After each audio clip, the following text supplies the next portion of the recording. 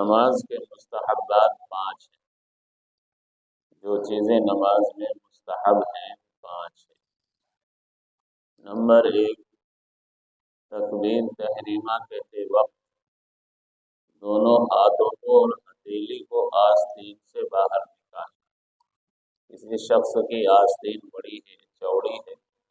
اور آگے تک ہے، تو ایسی صورت میں جب آپ تکبیر تحریمہ کہیں گے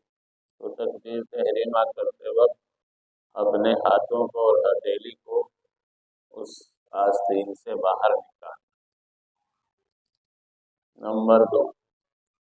اگر منفرد یعنی تنہا نماز پڑھنے والا ہے تو رکوع اور سجدے کی تکبیرات کو 3 سے زائد 5 مرتبہ یا 7 مرتبہ تک کہنا۔ امام کے پیچھے اگر ہے تو امام کے لیے سنت یہ ہے کہ رکوع اور سجدے کی تسبیحات کو 3 مرتبہ سے زیادہ نہ کہے، کیونکہ اس میں نمازیوں کا حرج اور تنگی واقع ہوگی، اس لیے مسنون عمل 3 مرتبہ کہنا قرار دیا گیا۔ لیکن آپ اگر تنہا نماز پڑھ رہے ہیں تو اس میں گنجائش ہے کہ آپ 3 مرتبہ سے زائد 5 مرتبہ یا 7 مرتبہ، 7 مرتبہ عدد کے اعتبار سے تسبیحات کو بڑھا سکتے ہیں۔ نمبر 3، قیام کی حالت میں سجدے کی جگہ پر، قیام کی حالت میں سجدے کی جگہ پر، رکوع کی حالت میں دونوں قدموں پر، قدموں کی پیروں کی پشت پر، اور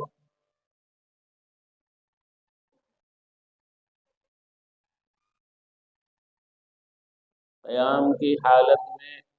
سجدے کی جگہ پر، رکوع میں دونوں قدموں کی پشتوں پر، اور جلسے یعنی بیٹھنے کی حالت میں اپنی گود پر نظر رکھنا، سینے کے پاس اپنی گود پر نظر رکھنا،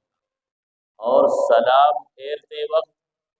دائیں طرف جب سلام پھیریں گے تو دائیں کندھے پر، بائیں طرف سلام پھیریں گے تو بائیں کندھے پر نظر۔ یہ مستحب عمل ہے، سمجھ میں آ گیا؟ قیام کی حالت میں سجدے کی جگہ پر، رکوع کی حالت میں دونوں قدموں کے پشت پر، اور سلام پھیرتے وقت دائیں طرف سلام پھیریں گے تو دائیں کندھے پر، بائیں طرف سلام پھیریں گے تو بائیں کندھے پر، اور جب بیٹھیں گے تشہد کے لیے تو اس وقت اپنی گود پر نظر رکھنا۔ یہ تیسرا مستحب عمل ہے۔ بعض حضرات نے ان مستحبات کو بھی سنن میں داخل کر دیا، اس لیے سنتوں کی تعداد بڑھ گئی۔ بقدر استطاعت اپنی کھانسی کو روکنا، بلا وجہ نماز میں بار بار کھانسنا، بلا ضرورت کھانسنا یہ اچھا عمل نہیں ہے۔ اگر کھانسی واقعتاً آ رہی ہے اور رک نہیں پا رہی تو ایسی صورت میں گنجائش ہے،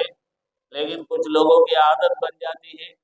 کہ وہ بلا وجہ بھی کھانستے رہتے ہیں، تو اس طرح جہاں تک ممکن ہو اپنی کھانسی کو روکنا اور بلا وجہ نہ کھانسنا۔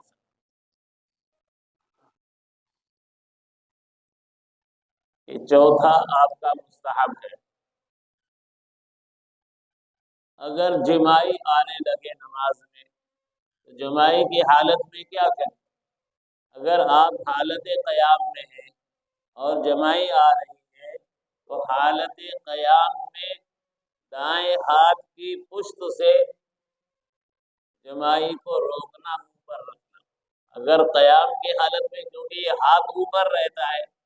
اس ہاتھ کو اگر چھوڑ کر آپ بائیں ہاتھ سے رکھیں گے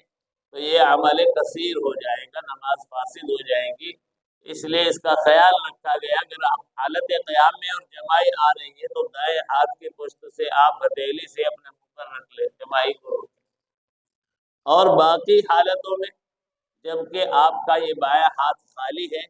تو ایسی صورت میں نماز کے اندر بھی اور نماز کے باہر بھی پھر بائیں پشت سے آپ اپنے جمائی کو بائیں ہاتھ کے پشت سے روکیں۔ تو نماز کی حالت میں جب حالت قیام میں ہو دائیں ہاتھ کی پشت سے، اور باقی حالتوں میں بائیں ہاتھ کی پشت سے جبائی کو روک، یہ 5 چیزیں مستحب عمل قرار دی گئی ہیں۔ باقی سنتیں آپ نے تقریباً پڑھ لی ہے، ان میں سے اگر کوئی سنت کسی کی سمجھ میں نہ آئی ہو تو وہ معلوم کر لے، اور اگر آپ فرمائیں گے تو کل سنتوں کا اعادہ ایک مرتبہ پھر کر لیں۔ مقصد یہ ہے کہ آپ کے ذہن نشین ہو جائے، اگر بھی ترتیب یاد نہ بھی ہو تو کم سے کم دل و دماغ کے اندر اتنا احساس تو رہے کہ جب آپ وہ عمل کریں آپ کی سمجھ میں آ جائے کہ یہ عمل فرض ہے یا سنت ہے یا واجب۔ تو فرض، سنت،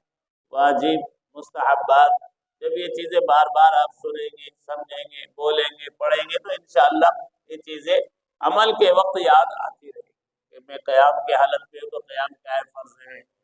میں رکوع کر رہا ہوں تو رکوع کیا ہے فرض ہے، میں سجدہ کر رہا ہوں تو سجدہ کیا ہے فرض ہے، تشہد کے آخر میں بیٹھا ہوں تو آخری تشہد میں بیٹھنا، تشہد پڑھنے کے مقدار آخری قعدے میں یہ فرض ہے، دونوں قعدوں کے اندر تشہد کا پڑھنا یہ واجب ہے، اور پہلے قعدے میں بیٹھنا یہ واجب ہے۔ تو اس طرح کی چیزیں جب ذہن نشین رہے گی تو انشاءاللہ پھر غلطی نماز میں نہیں ہوگی، جب غلطی نہیں ہوگی تو نماز انشاءاللہ اللہ کی بارگاہ میں قبول ہوگی۔ اللہ تعالیٰ ہمیں